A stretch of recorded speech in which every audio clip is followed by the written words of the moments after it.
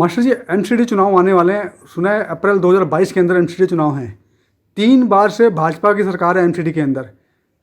इस बार क्या लगता है कि भाजपा की सरकार आएगी और आपके मुद्दे क्या रहेंगे इस बार? देखो, भाजपा की सरकार आएगी क्योंकि लोगों के बीच में रहकर और लोगों की भलाई के लिए काम किया है।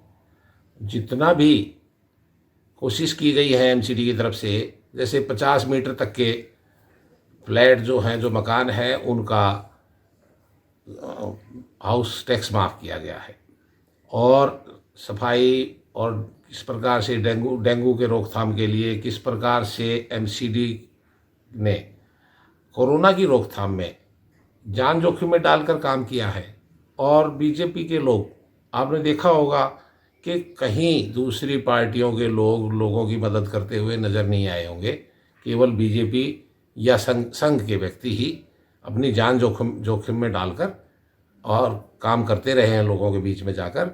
तो ये तो प्राथमिक सीढ़ी है नगर निगम।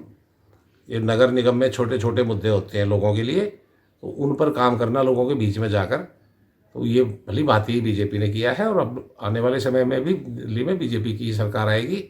केवल झूठ की राजनीति जो पार्टी कर रही है, वो दिल्ली में फ्री का तो कब तक फ्री का 14,000 करोड़ रुपया एमसीडी का देना था, उन्होंने समय पर नहीं दिया कि एमसीडी में जो सरकार है वो बदनाम हो सके, वो अपना काम ठीक से ना कर सके और अपने एम्प्लॉइज़ को समय से पैसे ना दे पाए, उनकी सैलरी ना दे पाए।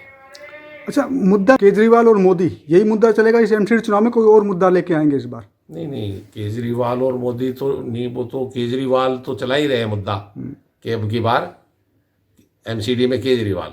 लेकिन केजरीवाल ने दिल्ली में इतनी बुरी हालत कर दी कि पिछले 7 साल से रास्ते नहीं है किसी भी अनऑथराइज कॉलोनियों में, और दूसरी कॉलोनियों में पानी डालने के नाम पे, सीवर डालने के नाम पे पिछले 7 साल से सभी सड़कें खुदी पड़ी है।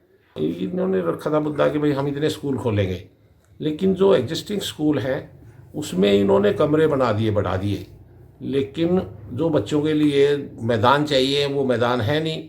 और आने जाने के लिए जब बच्चे एक स्कूल में जगह है 1500 बच्चों के लिए, वहाँ आपने 3000 बच्चों के लिए कमरे बना दिए हैं, तो किस प्रकार से वो एकोमोडेट होंगे, किस प्रकार से छुट्टी के टाइम पे आएंगे जाएंगे, उनका पूरा विकास किस प्रकार होगा। और फिर जहाँ स्कूल है ही नहीं, वहाँ दूर दूर से आना पड़ेगा। जिन स्कूलों में ज़्यादा जगह हो गई है तो दूरी बढ़ेगी, आने जाने में समय बढ़ेगा। आपने इंफ्रास्ट्रक्चर पे काम नहीं किया है, सड़कों का विकास नहीं किया है ठीक से, तो ट्रैफिक जाम की बहुत समस्या है, तो आधा समय तो आने जाने में ही खर्च होगा बच्चों का। कुल मिला के विकास का मुद्दा रहेगा, जो पिछले 7 साल में दिल्ली में कुछ नहीं हुआ। दिल्ली में कोई विकास नहीं हुआ पिछले 7 साल में। सिर्फ होर्डिंगबाजी हुई है। केवल विज्ञापनों पर दिल्ली सरकार ने खर्च किया है। पराली का जैसे मुद्दा था, कोई पराली को जो है गलाकर उसको खाद बनाएंगे, तो 4 लाख का केमिकल और 75 लाख का विज्ञापन।